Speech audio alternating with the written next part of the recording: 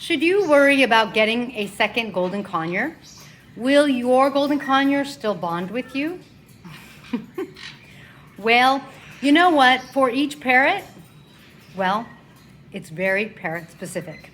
So, hi, I'm Kaylin, the author of The Parrot Plus Bond. Please be sure to get your copy on Amazon so that you have your handbook and you've got everything you need to provide a quality life for your parrot so you can have quantities of bliss.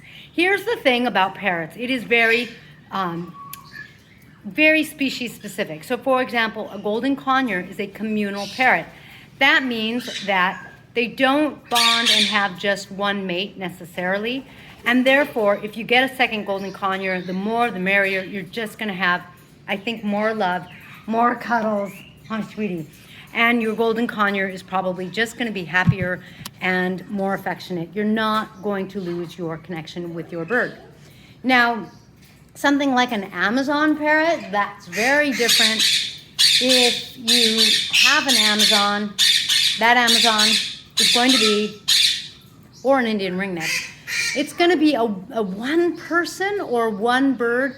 It's only going to want to have one bonded creature. And therefore, if you get another one, you're not going to get to spend as much time with the second one. Like, that could be more problematic.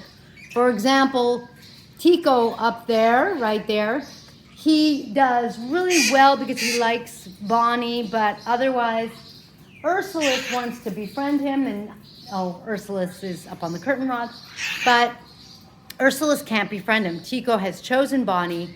Bonnie has 3 friends. He's only one of 3. And so it works in the sense that Bonnie's still happy. She's preening me as we speak. But Tico, he won't take on another friend. Now, Green-cheek Conures, for example, they are super duper friendly, loving. I describe them as being like this, attached at the cheek. So I have a friend that's visiting right now, and the Green-cheeks aren't on her. They're usually on her. Okay. So now we're going to come and visit her. And can we see? There it goes. Even though Markle has a mate who's up there, and usually Markle and Abby are on Michaela, you could see she's a perfect stranger, and yet she has, I guess she brought Velcro with her and put it on my birds because they are Velcro attached to her. That means that if you get a friend for your Green-cheek Conure, for your Golden Conure, you're not going to have any problems. If you have one Kaik that's lonely, I would consider trying to adopt another Kaik. See, maybe they'll get along. If you have an Indian ringneck that's screaming and is by herself in her cage because she was biting other birds, unless you have a really big aviary, you have to be careful, because if you get her a him, she can attack him and hurt him. If you get her another her, they might be okay. If you get him another him, they might be okay. But there are definitely some problems that come along with Asiatic birds, because they are pretty much one or independent birds.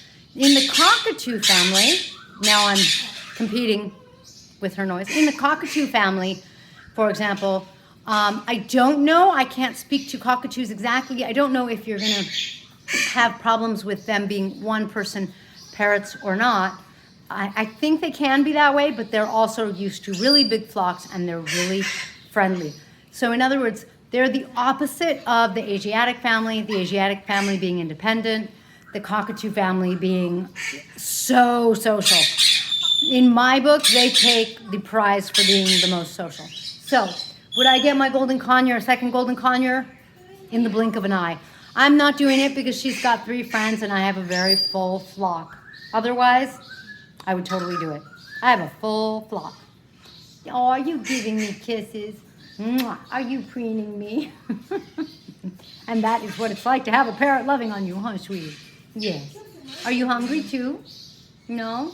You're just giving me kisses? Mwah. So, I always advocate having a friend for your parrot. If they are in the Asiatic family, it's a little different. But if I had a parrot in the Asiatic family, which I do, I would have another one in another cage, which I do.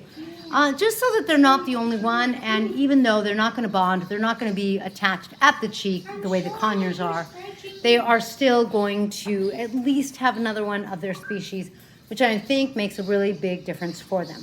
Now, I want to specifically also say that when it comes to kaiks, they are really, like, they don't tend to be one-person birds either, so they're going to do well either with, another bird or especially another kite. Now, if you've had your kite, if you've had any bird for a long time and they weren't with other parrots, they may have lost their parrotness. I like to talk about parrotness, meaning that, now I've been joined by Emerald here, my hand's macaw. What are you doing? Hi. Hi. You want Emerald?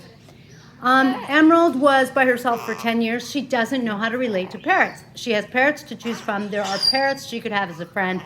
And she only relates either to me or to people.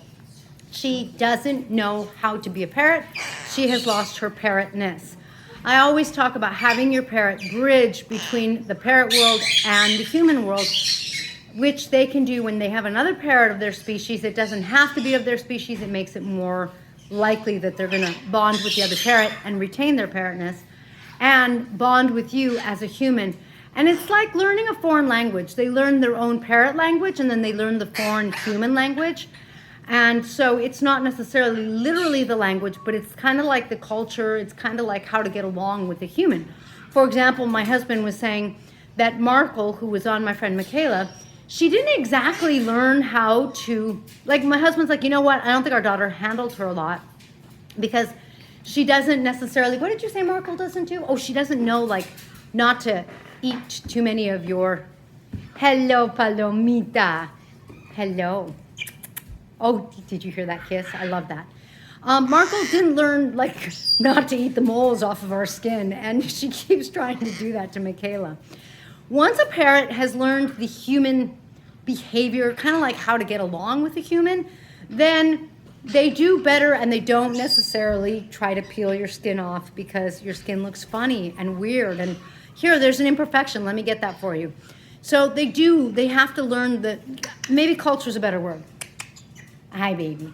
Just like we do. I know that click, click, she's talking to me. When she first came, I feel like she's learned some of my culture. Oh, that time she didn't kiss me back, but they do. It's a give and take kind of relationship in the sense that you learn kind of like how to get along with them. You learn that 3 clicks, for example, means that they want to be friends for many species.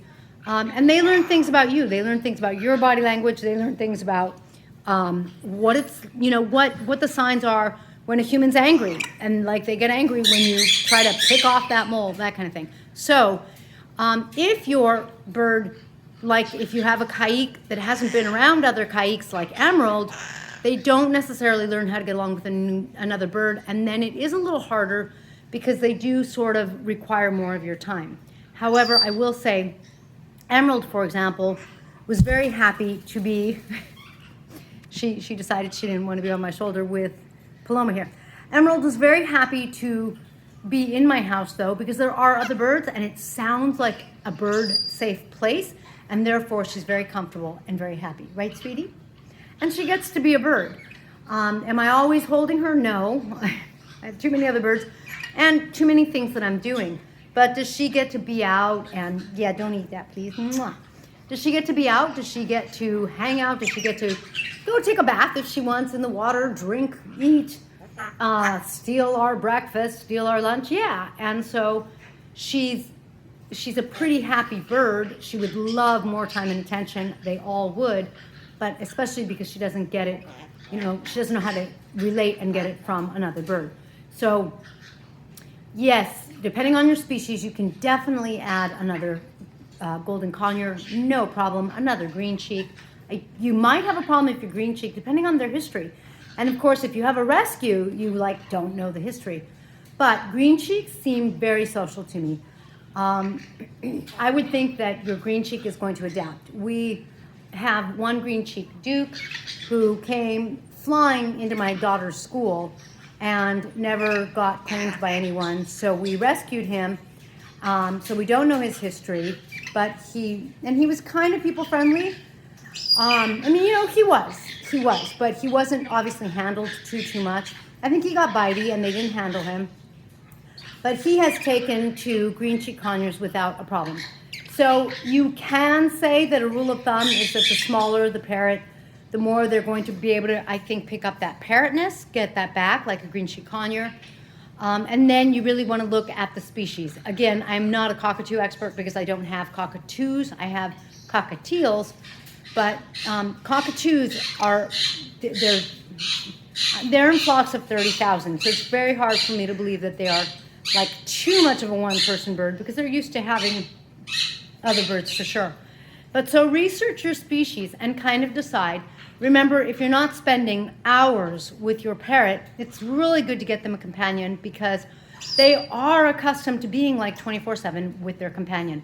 I saw a documentary real quick, somewhere in the Amazon forest, someone who was working with macaws and trying to rebuild the population. The macaw parrots have a flock by all means, but they go off with their mate. With their mate, that set of two, they're like always with them. They fly together. You know, it's kind of neat if you've ever seen them flying. It's like, they seem like they're attached by an invisible string because they always go the same ways and, you know, that kind of thing. And they're just not ever further than hearing distance from each other. And I think that that's more like their flock. I think they're closer together. So that's a really good example of how important that relationship is, how bonded it is, and how 24/7 it is. So you have to figure out what works for you, what you think works out for your parrot. But if you're not spending hours with your parrot, you might want to consider giving them a friend, because I find that all of my parrots still stay friendly. I can still handle them, that kind of thing. I could still be loved on by them. This girl, she's young, and so being young also makes a difference. In some ways, she's more social, but she has her boyfriend. Tesla adores her. He's a little rough on her. He's constantly looking for her, wanting to preen her, wanting to be preened, and yet you can see how very much she wants to also relate with me, spend time with me, and even does the kissing. Are you looking to see where the dog went? She's looking to see, like, where did he go? Thank you for joining me in this blissful video. What a fantastic topic. Now I have to go before someone expects me to regurgitate and feed her. Because parrots regurgitate to each other, not vomit, but regurgitate, bring food back up to feed each other. It is a natural parrot behavior. And that's a part of what's going on right here. She says, hey, feed me, I'm hungry. So sometimes that's what's going on with beaking. Thank you for joining me in this blissful video. If your parrot is stressed out, make sure to get your bottle of Tink's Parrot Relief. Please be sure to join Parrot Bliss Flock, where I'm trying to warm up my group. I love seeing pictures of your parrots. I love helping you with your parrots. Someone asked me if I knew a bird sitter, and I have someone who helps me with my birds, and I'm like, she's excellent. And I'm like, here's the birds that this person has, and I'm like listing them, and I'm going, I wonder if she's going, how do you know what birds he has? Because I can't get enough of parrots. So if you have anything that you would like to share with me or ask about, please do, and I will catch you in the next blissful video when I get my hair back. Mwah. See you next time.